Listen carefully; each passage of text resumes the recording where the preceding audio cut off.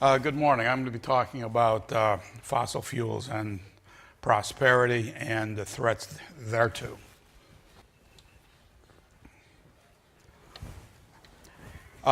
Fossil fuels are absolutely essential to the world's economy. As Dr. Gauklani indicated, they have been for a long time. They continue to be. And to all credible forecasts for the foreseeable future, they will continue to be. What is the major threat we face? Things such as the Paris Agreement and various accords where people are trying to reduce greenhouse gas emissions to anywhere from 80 to 90% less than they were, not today or forecast to be, but to where they were in the late part of the last century, 1990. What this means is, I've not seen this very much at all, that you have to reduce forecast greenhouse gas emissions in the year 2050 to something like 96% below what they're forecast to be in that year, which means you're going to have to reduce fossil fuel usage to something to 90 to 95% less than it is being forecast to be in that year. I won't spend too much time in the next two slides because Dr. Gauklani just made the point.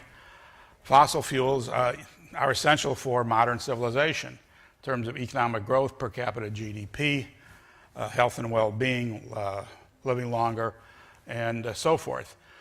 This is a chart from Dr. Gauklani's earlier work, just emphasizing what he just talked about, that the past 2 centuries has seen just an enormous and unparalleled increase in human welfare, life expectancy, GDP, etc., powered almost entirely by fossil fuels. What I've done here is just a simple plot of the relationship between CO2 emissions and economic growth over the past century or so. It's not a straight line, but it's pretty close to it. Fossil fuels produce CO2 emissions, fossil fuels produce growth. Therefore, there's a very strong relationship between CO2 emissions and GDP. Global GDP is forecast to continue to increase at least through 2050. Actually, it's forecast to increase in real terms by about a factor of 3. These are the EIA and IEA forecasts, which is good. It's very good that we'll the entire globe will be a lot wealthier in 30 or 40 years than we are at present. These are all constant dollar forecasts, by the way. I've plotted the increase in CO2 emissions against future changes in global GDP. And again, you get almost a perfect correlation. Fossil fuels are driving economic growth and will continue to. Under any forecasts, any reasonable, reliable forecasts, in the year 2050, fossil fuels will continue to provide anywhere between 80 and 90% of the world's energy. And renewable energy will not be able to provide much more than 5 to 10% of the world's energy, and that's including hydropower. I will not belabor that point because that's the subject of panel 5B tomorrow afternoon. Don't try to read this chart. It's something that Joe asked me to include here, which I'm happy to do because that's something I've been working on for a long time. But basically, what this says is that there's 4 decades of economic and econometric studies looking at the relationship between energy and economic growth, energy and GDP. The relationship is strongly negative. That simply tells us that as energy prices go up, all other things being held constant, GDP will decrease, and vice versa. As energy prices decline, GDP will go up. And it's logical, it's straightforward, and the reason for this is obvious. Cheap energy is good, contrary to what the enviros and the global warmists complain about. Cheap energy is good, and especially good for the poorer parts of the less wealthy parts of the world and of the U.S. population. There are at least 5 or 6 ways to estimate the value of fossil fuels. You can do it through economic modeling. You can model it as a tax issue. You can do it through historical, looking at the LCOEs, the levelized cost of electricity. Without belaboring the fact that they all come out to the similar conclusion that the use of fossil fuels are extraordinarily beneficial to the U.S. economy and to the world economy. Several trillion dollars for the U.S. economy, 15 million jobs just in a direct sense. Of course, without fossil fuels, you wouldn't have a modern economy. So that's even a very conservative estimate right there. So basically, fossil fuels drive the economy and jobs. They have for the past 200 years, they currently do, and they will continue to do so for the foreseeable future. Yes, renewable energy will be a larger part of the world's energy mix.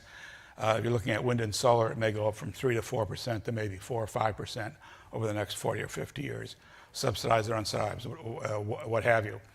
Nuclear will remain significant but relatively minor. The future of world energy is fossil fuels. Now, let me get to the at least 2 or 3 major points I want you to leave you here with this morning. These crazy goals that the UN and the EU and others are talking about. This ludicrous idea that the world has to reduce greenhouse gas emissions in the year 2050 to 80 or 90% less than they were in the year 1990.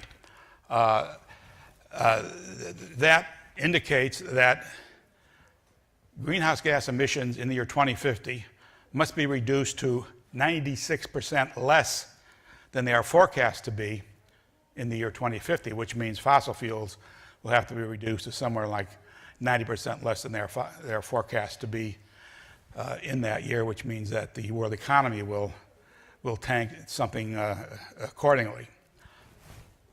The second point is that it's even worse than that, because all of the forecasts through the year 2050 of economic growth, energy consumption, fossil fuel energy use, and greenhouse gas emissions, they're not business as usual, straight line extrapolations.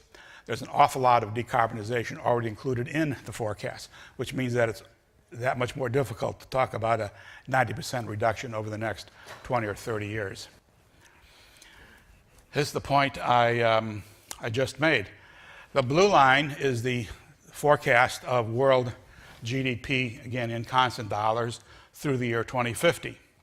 The orange line is the forecast of the increase in fossil fuel energy use over that period. Notice it's not anywhere near paralleling or matching the blue line. It's much, much less, which means that the current forecasts already are predicting that there'll be an enormous amount of decarbonization, decoupling of energy use from economic growth. Similarly, the red line is CO2 emissions growth through 2050. That's even lower than the orange line. So the relationship between CO2 emissions and economic growth has already been decoupled, and there's the growth of CO2 emissions is much, much less than forecast growth in the world economy. Here is the rub. Here is the dilemma. Here's what makes these reductions ludicrous. You'll see the far red bar, 1990 actual greenhouse gas, CO2 emissions. The middle bar is the current, or 2015 level of emissions, and the far red bar is the forecast 2050 emissions.